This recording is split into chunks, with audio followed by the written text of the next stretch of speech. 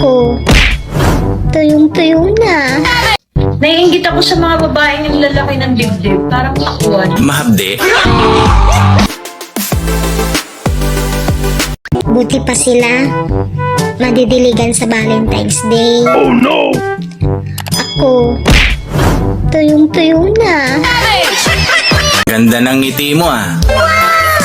Naramdaman mo ba yung pana ni Cupido? Mahapde.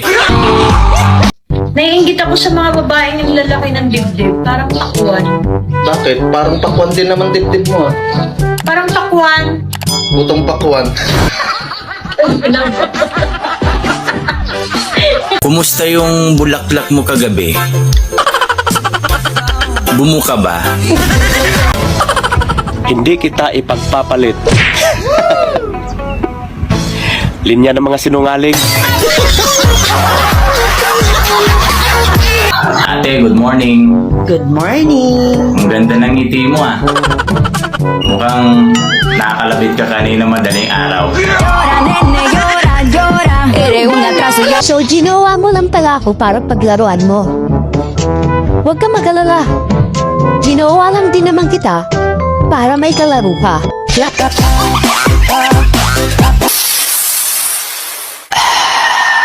Ang baho.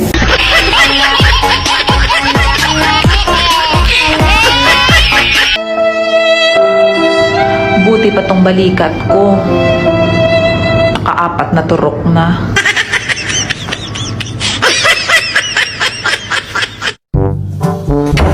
Hoy! Bakit? Wala ka nang ginawa dito sa bahay kundi umilata, mag-cellphone, manood ng TV, hindi ka nga nagluluto, hindi mo pinagsisimple ng karat-karat ng bahay, tingnan mo! Paano tayo pinatindi mo? Ano ka ba? Anong sabi mo?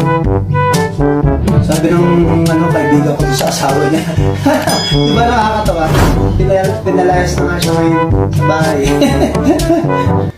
Alam, tumatapang ka na eh. Hindi, nagluto na nga pala ako. Tara, kaya tayo. Tsaka mamaya, ano ba nilinis na ako?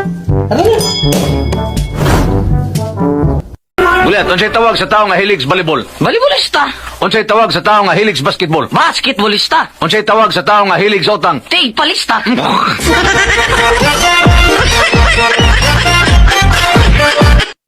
What, sir? Translate this in English. Ang uwak ay hinang-hina at naglalakad-lakad. Okay po. The wak-wak, wik-wik, wok-wok. Akala mo pa tatawarin kita pagkatapos kang umalis ng walang paalam kagabi? I miss you. Uwi ka na, hindi na ako galit.